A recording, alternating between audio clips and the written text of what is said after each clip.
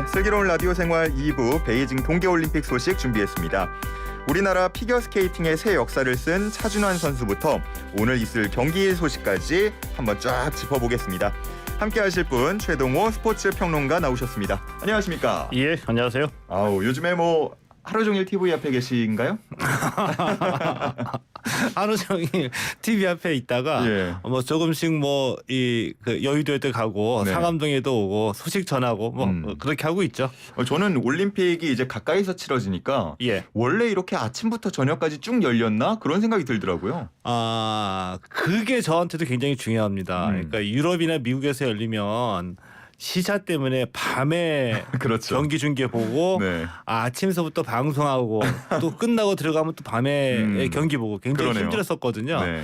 근데 뭐 도쿄올림픽, 그 베이징 올림픽 이 시차가 1시간 정도밖에 나지 않으니까 네. 우리 국민들 올림픽 보시는 데에 그게 크게 불편함은 없을 것 같아요. 맞아요. 요즘에 그냥 심심하면 뭐 스마트폰 통해서도 볼 수 있고 예. 네, 또 TV 틀어놓으면은 경기 쭉 하니까 예. 자연스럽게 보게 되는데 오늘 이제 올림픽 소식 본격적으로 들어가기 앞서서 저희 청취자 퀴즈 한 번만 다시 내드리고 가도록 하겠습니다. 오늘 퀴즈는 이겁니다. 아름답고 안정적이고 풍요로운 자태를 자랑하는 우리나라를 대표하는 도자기 중 하나입니다. 달의 모습이 떠오르는 항아리이기도 한데요. 1번 달덩이 얼굴, 2번 달 항아리, 3번 별 항아리, 4번 널 향아리.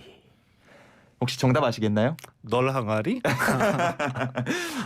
이걸 보면 이제 널 향아리 같은 마음이 들긴 하는데 자, 정답 아시는 분은요. 단문 50원, 장문 100원입니다. 샵 0945번으로 문자 메시지 남겨주시기 바랍니다. 올림픽과 관련한 이야기, 의견 남겨주시면 함께 소개해드리겠습니다. 자, 그러면 차준환 선수 얘기부터 해봐야 될 것 같아요. 어제 경기 보셨죠? 예, 맞습니다. 어떻게 보셨습니까? 차준환 선수가 올림픽 남자 싱글에서 5위에 올랐습니다. 이 쇼트 프로그램에서 4위에 오르면서 이제 예. 기대감을 줬는데 어제 이제 프리스케이팅까지 합친 점수에서 5위를 기록했습니다. 그런데 비록 메달은 못 땄지만 예. 아주 솔직히 이제 얘기를 한번 해보죠. 네. 우리나라가 이 남자 피겨스케이팅 남자 싱글에서 올림픽에서 5위를 기록하리라고 저는 뭐 상상도 못했었거든요. 근데 이 차준환 선수도 저는 한 톱 10 정도에까지 들어가면 이제 성공이라고 봤는데 대단한 기록을 세운 거고요. 예. 그러니까 김연아 선수가 2010년 밴쿠버에서 금메달 땄고요. 소치 동계올림픽 2014년에 은메달을 딴 이후로 피겨에서 거둔 최고의 성적이죠. 근데 저는 어제 그 프리스케이팅에서 첫 번째 이제 점프 과제가 쿼드러플 토르프였었죠. 네. 차준환 선수 뭐 21살이고 좀 긴장을 많이 했기 때문에 첫 번째 과제에서 실패했을 때 수습하기가 어려운 면이 좀 있어요. 왜 우리 그 방송할 때도 처음에 한번 오프닝 옮기면 때 잘못 말하면 계속 꼬입니다. 그런데 아주 노련하게 첫 번째 점프에서 실패했지만 그 두 번째 점프에서부터 아주 클린 연기를 해냈죠. 맞아요. 이것도 대단한 능력이라고 보고요. 한 가지 우리가 좀 높이 평가해야 될 거. 그러니까 지난달에 그 4대륙 선수권대회에서 우승했거든요. 근데 우승 당시의 기록이 이 차준환 선수 역대 최고 기록이었어요. 근데 이 기록을 또 이번 올림픽에서 또 경신한 거죠. 21살 계속 발전 과정에 있다 때문에 다음 올림픽에서 더 기대를 해볼 만하죠. 피겨가 근데 김연아 선수도 그렇고 은퇴 시점이 조금 이르지 않나요? 은퇴 시점이 좀 이르죠. 뭐 여자 선수들은 10대에 활짝 폈다가 20대 초반에 대부분 다 은퇴를 하는데 남자는 그보다는 좀 더 오래 갑니다. 이번에도 보니까 제가 이름까지는 정확히 모르겠다만 그 4회전 점프 없이 예술 경기로만 펼쳤던 선수가 있는데 이 피겨가 꼭 회전을 많이 돈다고 멋진 건 아니더라고요. 그렇죠. 근데 저는 그거를 이제 선수들의 욕심이라고 보거든요. 좀 더 이제 고급 기술, 기본 배점이 높은 기술을 구사하겠다는 게 욕심 때문인데 욕심에 없이 이제 기본에 충실한다는 얘기인데 그렇게 되면은 뭐 예술 점수가 높아지게 되고요. 근데 실력이 비슷한 선수들끼리 만났을 때는 일단 배점이 높은 기술. 그러니까 예를 들면 어제 프리스케이팅에서도 차준환 선수가 단 한 점의 실수도 없이 완벽한 연기를 펼쳤을 때에 가능했던 기록이 한 4위 정도였었거든요. 왜냐하면 뭐 한유 유주르나 아니면 네이션 첸이나 이런 경쟁선 상위권 선수들이 이 쿼드러플 점프가 한 5개 정도 올라가 그렇더라고요. 포함돼 있었었죠. 네. 근데 우리 차준영 선수는 2개였었죠. 완벽하게 두 선수가 소화해냈을 때 받을 수 있는 기본 배점의 차이가 나니까. 아하. 예. 그게 뭐 그러니까 일단 어려우니까 여러 번 하면 체력적으로 부담이 되고 이래서 뭐 2번만 하고 그렇죠. 안 하고 이러는 예, 건가요? 예, 맞습니다. 근데 이 고급 기술에 매달렸다가 이 망했다라고 표현하면 좀 그렇고 고급 기술에 매달렸다가 오히려 스스로 발목을 잡게 되는 선수도 많이 있죠. 그중에 그렇죠. 대표적인 사례가 김연아 선수하고 경쟁했던 아사다 마오 선수. 예, 그런 경우가 있었군요. 근데 진짜 점점 개인 최고 기록을 경신하고 있다 보니까 이번에가 2번째 올림픽이었고 다음 올림픽 때는 어떻게 메달권까지도 살짝 기대를 해봐도 될까요? 그렇게 한번 기대를 해봐야지 되겠죠. 예. 그리고 이번에 충분히 가능성을 확인한 겁니다. 5위를 기록했고요. 쇼트에서 4위 기록했기 때문에 충분히 가능하다는 것을 증명을 한 거죠. 아주 멋졌고 이제 유영 선수도 곧 경기에 나설 텐데 우리나라 이제 여자 선수들 피겨는 이번에 예상되는 혹은 목표로 하는 점수나 등위가 어떻게 됩니까? 유영 선수도 저도 5위권 이내에 진입하면 성공이라고 보고요. 예. 유영 선수가 지금 세계 랭킹이 3위거든요. 높네요. 예, 이 지난달에 열렸던 이 4대륙 선수권 대회에서도 이 가능성을 충분히 좋은 성적 거두면서 가능성 확인했고요. 네. 이 최근 들어서 유영 선수도 그 좀 이 연기가 굉장히 안정돼 있거든요. 네. 때문에 5위권 이내 진입을 한번 기대를 해보고 있는 거죠. 앞으로 또 근데 이게 뭐 메달을 저희가 연연하지 않는다고 하지만 뭐 선수들도 개인적으로도 아쉬울 것 같아요. 하지만 뭐 본인이 계속해서 본인의 점수를 경신하고 있고 최선의 연기를 하고 있다 보니까 충분히 박수 받을 만하다고 생각이 들고요. 다음으로 이제 쇼트트랙 얘기를 해보도록 하겠습니다. 오늘도 쇼트트랙 경기가 있죠? 예, 그렇습니다. 오늘 여자 2000m 준결선, 결선까지 열리죠. 메달이 가려지는데 오늘의 하이라이트가 바로 쇼트트랙 여자 1000m죠. 그리고 오후 8시에 펼쳐지나요? 예, 맞습니다. 그리고 그 중에 하이라이트는 최민정 선수. 그냥 딱 하나만 얘기하면 그냥 최민정 선수예요 오늘은. 예. 최민정 선수가 1000m에서 금메달을 따느냐 못 따느냐. 이게 이제 오늘의 하이라이트죠. 보니까 저번에 500m에서 이제 미끄러지면서 혹시나 부담을 갖지 않을까 걱정을 했는데 인터뷰 보니까 의연하더라고요. 예, 일단 우리 이유빈 선수가 또 서운해할 수도 있으니까 오늘 네. 최민정, 이유빈 선수 나가는데 최민정 선수 얘기를 좀 해보면 우리 그 대한체육회가 올림픽 개막하기 전에 목표가 금메달 1개 또는 2개라고 얘기했죠. 이미 1개 땄고요. 예. 근데 뭐 코로나 때문에 어려웠는데 이 어려운 와중에도 금메달이 기대되는 선수가 2명 있다는 얘기잖아요. 한 명이 쇼트트랙 황대원이고 나머지 하나의 주인공이 바로 이 최민정 선수예요. 네. 근데 이 최민정 선수는 이제 물론 500m에서 어이없이 넘어지는 실수가 나오긴 했는데 여자 단체전 3000m 계주에서 마지막 바퀴에서 2위, 3위에서 2위로 올라서는 다들 눈을 몇 번을 씻던데요. 씻고 그쵸. 다시 보던데요. 놀라운 실력을 이게 가능한 건가? 예. 그 1000m 예선에서는 아웃사이드로 추월해서 1위로 통과하는 결승을 통과하는 이런 실력을 보여줬거든요. 딱 간단하게 얘기하면 황대원 선수하고 비슷해요. 그러니까 아무도 내 몸에 손대게 하지 못하겠다는 또 한번 보여줄 것으로 기대를 하는데 이 얘기는 기량과 체력이 월등하기 때문에 인코스로 파고들지 않고 아웃코스로 추월해서 선행 맨 앞으로 나와서 1위를 지키고 끝까지 결승선을 통과할 수 있는 기량을 갖춘 선수거든요. 근데 의미 있게 황대현 선수처럼 경기 전에 밝히기로 자세한 그 전략은 밝힐 수는 없다라고 했는데 특별히 중국 선수들 신경 쓰지 않는다고 얘기했거든요. 이게 의미하는 바가 황대현 선수하고 똑같은 레이스 전략을 세운 거라고 봅니다. 네, 물론 인터뷰는 그렇게 했지만 이미 한 번 아픔을 겪었고 동료들이 아픔을 겪는 걸 봤기 때문에 그래도 걱정은 좀 될 것 같거든요. 예. 중국 선수들 근데 뭐 안 만난다면서요, 준중 결승 때? 예, 준중 결승 때는 안 만나는데 저는 그렇게 크게 의미 있게 보지는 않았어요. 준중 결승 때 안 만난다는 걸. 어차피 결승 가면 만나게 될 거고 뭐 준중 결승이 중요한 건 아니고 우리 메달 보면 결승까지 봐야 되니까. 네. 뭐 계속해서 한번 걱정을 많이 하실 것 같아요. 보시는 분들이. 걱정이 되겠죠. 걱정을 하는데 이 최민정 선수는 또 주 종목이 1000m하고 1500m이거든요. 때문에 최민정 선수의 본인의 진가를 보여줄 기회가 왔다라고 보고요. 아마도 오늘 1000m에서도 초반 스타트는 네. 하위권에 있을 겁니다. 하위권에 관망세로 지켜보다가 하위권 자리를 잡다가 한 3바퀴 정도 또는 2바퀴 정도 넘어서면서부터 추월을 시도해서 1위 자리를 잡고 그 1위 자리를 끝까지 지켜내느냐 못 지켜내느냐 이게 이제 오늘 경기 포인트라고 예상을 하고 있죠. 네. 우리 스포츠 전문가시잖아요. 전문가를 하여튼 뭐 지향하고 있습니다. 예. 한번 감히 예. 최민정 선수의 성적을 예상을 해보신다면요. 최민정 선수 메달을 1000m하고 1500m가 있기 때문에 메달을 한 개 이상은 가지고 올 거예요. 가지고 올 건데 왜 뭐 이 메달을 확실하게 말씀드리지 못했냐면은 실력으로 이 메달을 충분히 따낼 수 있는 선수들이 몇 명이 있죠. 예. 몇 명이 있는데 경기 당일의 컨디션. 그리고 돌발 상황, 돌발 변수에 의해서 메달이 가려지기 때문에 이거를 흔히 이제 이 체육인들은 이 올림픽 메달은 하늘이 점지한다 이렇게 표현하거든요. 근데 실력이 아무리 좋아도 그날 운도 좀 있어야 되고 컨디션이 좋아지야 되고 이거에 따른 이제 메달의 색깔이 바뀌게 되는 거죠.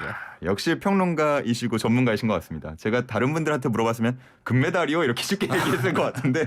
전문가를 지향합니다. 알겠습니다. 다음으로 얘기해볼 종목은 이제 스켈레톤이에요. 윤성빈 선수, 정승기 선수가 나갔는데 성적은 어땠나요? 어제 이 스켈레톤 이 남자 1, 2차 시기 경기가 있었고요. 이제 오늘 이제 3차, 4차 경기가 있거든요. 어제 1, 2차 시기에서 이 정승기 선수 10위 기록했고요. 윤성빈 선수가 12위를 이제 기록을 했습니다.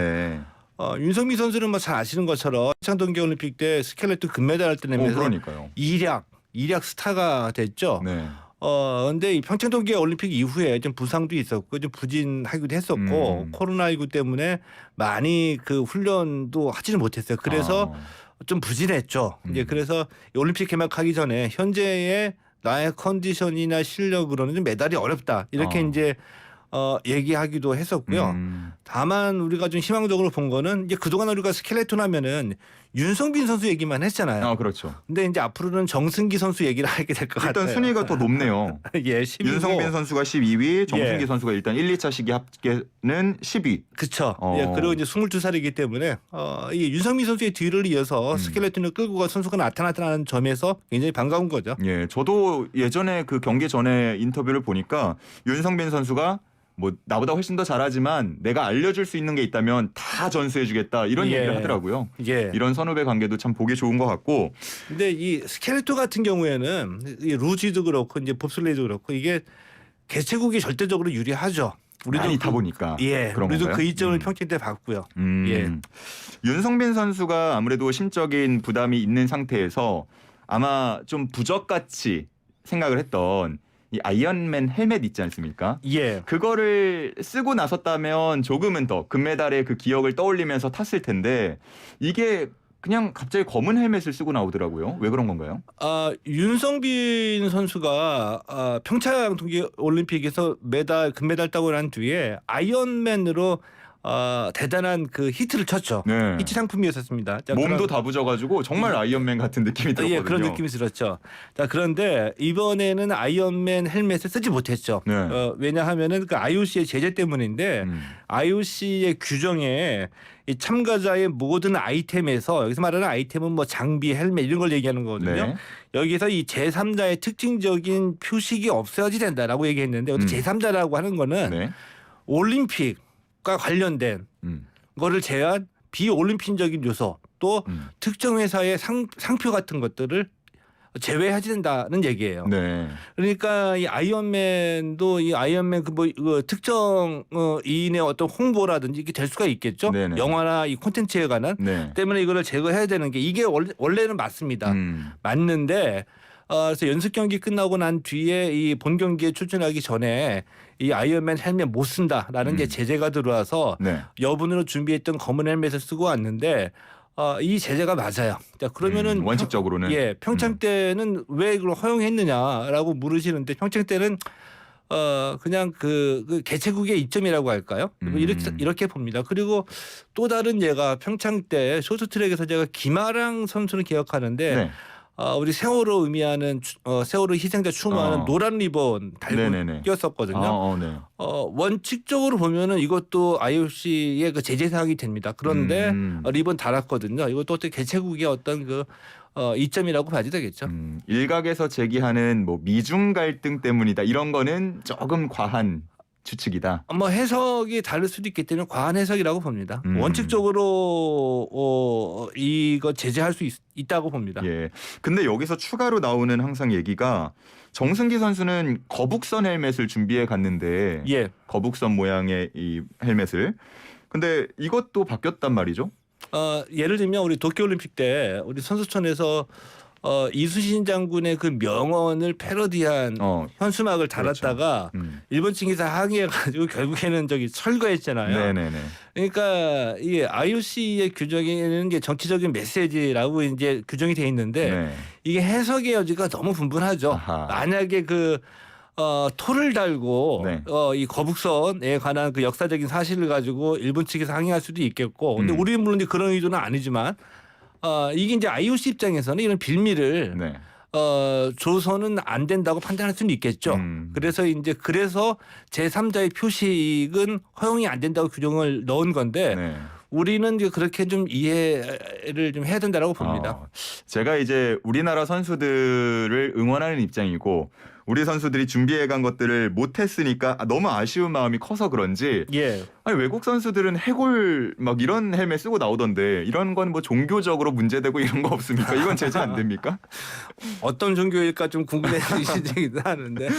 아니 좀 문양이 다양하긴 하더라고요. 그래서 예. 야, 우리나라 선수들만 왜 이럴까 괜히 좀 그런 생각이 또 들기도 했습니다. 어쨌든 뭐 앞으로 3, 4차 시기 오늘 열린다고요? 예, 오늘 3, 4차 시기 경기가 열립니다. 여기에서 우리 정승기 선수 이 톱10 유지를 유지하기를 응원을 좀 해야지 되겠죠. 대한민국 스켈레톤의 미래를 밝혀주기를 바라고 가능성을 열어주길 바랍니다. 그리고 어제 컬링도 첫 경기 있었어요. 팀 킴. 예. 네. 어제 이 팀킴의 1차전 그 예선 풀리그 1차전이 있었거든요. 상대팀이 캐나다였었는데 캐나다가 제일 잘한다면서요? 예, 제일 객관적으로. 잘합니다. 그래서 어제 우리가 못해서 진 게 아니라 7대 12로 졌거든요. 네. 우리가 못해서 진 게 아니라 캐나다가 더 잘했어요. 이 중계 방송 보면은 이 빙판 위에 이 공이 굴러오는 게 보이잖아요. 그렇죠. 근데 제 느낌은 캐나다 선수 정말 잘했는데 네. 이 당구가 우리에게는 컬링보다 좀 더 친숙하니까 그렇죠. 당구 대회에서 정확하게 계산해 가지고 회전을 먹어서 의도했던 코스로 치고 들어가는 뭐 그런 정도의 그 느낌을 받았거든요. 스톤이 굴러가는 게. 어떻게 가능하죠 그게? 그러니까 이제 실력이 대단한 거죠. 와. 6엔드까지 6대6 팽팽하게 맞섰죠. 근데 7엔드에서 우리가 3점을 내줬어요. 8엔드에서 우리가 기회를 잡았습니다. 대량 득점할 기회를 잡았는데 네. 여기에서 1득점밖에 하지 못했죠. 이것이 결국 이제 중요한 페인이었다고 보고요. 네. 그래도 비관스럽지 않은 게 스킵 주장 우리 김은정 선수. 네. 첫 경기 치고는 빙질 적응이랑 샷 감각이 나쁘지 않았다라고 얘기했고요. 이제 김초희 선수도 첫 경기 치고는 우리 이 집중력이 좋았기 때문에 오늘 경기에 더 집중력을 발휘할 수 있을 것 같다 이렇게 얘기를 했거든요. 때문에 오늘 경기 더 기대가 되죠. 어떤 팬들은 영미 없어서 그런 거 아니냐 하시던데요. 어제 그 주의 깊게 들으셨던 분들은 네. 영미 대신에 초이 얘기 좀 들으셨을 텐데 그 영미가 초이 선수가 평창 때 후보였다가 세컨드로 올라오면서 영미가 내려갔고요. 그리고 재밌는 얘기를 했어요. 스킵 김은정 선수가 평창 이후에 영미를 불렀던 그 효과가 어느 정도인지 네. 깨달았죠. 전 국민의 영미를 알게 됐죠. 그러니까요. 우리 영미가 돼버렸는데 그래서 이번 대회에서는 좀 더 많은 선수 이름을 다양하게 불러주겠다 이런 얘기를 하게 됐었죠. 좋습니다. 이기는 경기에서는 아마 더 많이 나올 것 같다는 생각이 들고 예. 이게 컬링이 그러면 10개 국가가 풀리그를 펼쳐서 한 경기 이제 진행했고 8개가 남은 건가요 그러면? 그렇습니다. 8경기? 이 10개 나라가 참가했고요. 풀리기니까 9경기를 하죠. 네. 어제 1차전이니까 8경기 남았으니까 뭐 앞으로 뭐 이 기회는 충분히 있는 거고요. 이 풀리기 거쳐서 상위 4개 팀이 4개 팀. 상위 4강 토너먼트를 벌여서 우승팀 금메달의 주인공을 가리게 됩니다. 일단 그러면 1차 목표는 4위권 안에 들어가는 게 목표겠네요. 맞습니다. 1차적인 목표 4강 진입입니다. 좋습니다. 부디 진출을 해서 또 토너먼트에서 멋진 기적 그리고 실력 보여줬으면 좋겠다는 생각이 들고요. 오늘 또 주목할 만한 경기들 어떤 것들이 있나요? 앞서 말씀드린 그 오늘의 하이라이트는 여자 쇼트트랙 여자 1000m 최민정 선수다. 다시 한번 말씀을 드리고요. 네. 그리고 3000m 계주가 13일 그러니까 모레 남아있는 경기 중에 우리가 주목할 만한 경기가 있고요. 그리고 오늘 3, 4차 시기 이 스켈레톤에서 경기가 있습니다. 주말까지 볼거리가 좀 가득 차 있네요. 예. 우리 7674님께서 얼마 전에 쇼트트랙 편파 판정 보고 저희 가족 열받아서 소리치고 난리쳤습니다. 저 같으면 스케이트 집어 던졌을 텐데 우리 선수들 침착하게 해서 결국은 금메달도 따고 계주도 올라가는 걸 보고 정말 자랑스러웠습니다. 이렇게 말씀해 주셨어요. 근데 이번 올림픽 보면서 그런 분들 많으실 거예요. 차준환 선수도 앞서서 말씀해 주셨지만 1차 첫 번째 점프에서 넘어지는 실수를 했음에도 그 이후에 쭉 성공을 클린하게 했잖아요. 예. 이 선수들 멘탈 관리는 어떻게 하는 건가요? 그러니까 훈련을 따로 하나요? 저는 멘탈이 더 중요하다고 봅니다. 그러니까 예를 들면 종목을 불문하고 농구를 말씀을 드릴게요. 뭐 농구에서 예를 들면은 3점 슛 쏘면 다 들어가는 선수 너무나 많이 있어요. 네. 근데 그게 이제 연습 때 3점 슛 쓰면 100개 던져서 뭐 90개 이상 들어가는 선수가 많이 있거든요. 근데 그 슛이 실전에서 그렇게 안 들어간다는 얘기예요. 그렇죠, 그렇죠. 그러니까 이 부담감 때문이라는 건데 갖고 있는 실력만큼은 세계 정상의 선수들이 많이 있으나 갖고 있는 실력을 본 무대에서 갖고 있는 것만큼 다 발휘하는 게 중요한데 그게 바로 이제 멘탈의 영향이라 이거죠. 그래서 황대헌 선수도 뭐 대단한 말을 했거든요. 1000m에서 실격당했죠. 예. 그러면서 이제 우승 인터뷰에서 하는 얘기가 1000m 경쟁이 굉장히 깔끔했는데 판정에서 한 수 배웠다. 더 깔끔하게 하려고 마음을 먹었다. 이 얘기를 했거든요. 아니 얼마나 대단한 20대 초반 아닌가요? 예, 맞습니다. 와, 얼마나 대단한 정신력인가요. 네. 그리고 이 차준환 선수 같은 경우에는 특히 볼 때마다 느끼는데 굉장히 차분해요. 흥분하거나 감격해서 뭔가 이렇게 좀 이렇게 들뜬 느낌이 거의 없거든요. 이게 어떤 상황에서도 자기 정신을 놓치지 않는다 그런 얘기죠. 이런 얘기인데 반면에 굉장히 그 경기에 앞서서 모든 선수가 그런 건 아니지만 경기에 앞서서 자신의 목표를 좀 과대하게 제시하고 할 수 있다 이렇게 좀 의욕적으로 너무 과잉되게 표현하는 경우에는 그런 멘트 자체가 어떤 흥분된 감정이라도 볼 수가 있겠죠. 이런 경우에 실패할 가능성이 더 크다라고 봐야 되겠죠. 네, 좀 조심스럽게 말씀하신 것 같은데 중국 쇼트트랙 선수들이 보통 그런 얘기하는 것 같던데요. 맞나요? 왜냐하면 실력으로 당연히 결과를 보여주면 되는데 그 이전에 자꾸 이 주목을 받아야지 되니까 주목을 받으려고 애써 노력한다는 거면 그만큼의 실력이 없다는 얘기잖아요. 네. 어떻게든 이번에 또 뭐 앞으로 계주도 있고요. 남자 500m도 있고 이 부분도 지켜볼 만한 관전 포인트가 될 것 같다는 생각이 듭니다. 저희가 올림픽 시작할 때 빙질에 대한 인공눈에 대한 걱정도 많이 했잖아요. 예. 지금 어떻게 문제가 좀 펼쳐지고 있나요? 아니면은 생각보다 괜찮나요? 오늘 오전에 그 중국 현지의 일기예보를 보니까 뭐 며칠 안에 이 눈이 올 온대요? 예정이라고 하거든요. 네. 100% 인공 눈이었다고 합니다. 100% 눈은 이 그동안에 하나도 눈이 오지 않았다는 얘기잖아요. 네네. 근데 이게 제가 예상하건데 글로벌적으로 보면은 이번 그 중국만의 문제는 아닐 것 같고 우리 평창 때도 인공 눈이 있었거든요. 매 대회마다 인공 눈이 뿌려지는 그런 느낌인데 환경 문제 때문에 동계 올림픽이 이 설상에서 하는 종목은 어려움을 참 겪을 것 같아요. 계속. 그렇습니다. 우리가 그렇기 때문에 환경을 더 지켜야겠다는 생각도 들고요. 일단 오늘 쇼트트랙 1000m 최민정 선수, 이유빈 선수 출전하는 준중결승부터 가장 하이라이트로 지켜보시면 될 것 같고요. 주말까지 좋은 경기들, 멋진 경기들 쭉 펼쳐지니까 함께 응원해 주시기 바랍니다. 오늘 말씀 여기까지 듣겠습니다. 최동호 스포츠 평론가와 함께했습니다. 감사합니다. 예, 고맙습니다.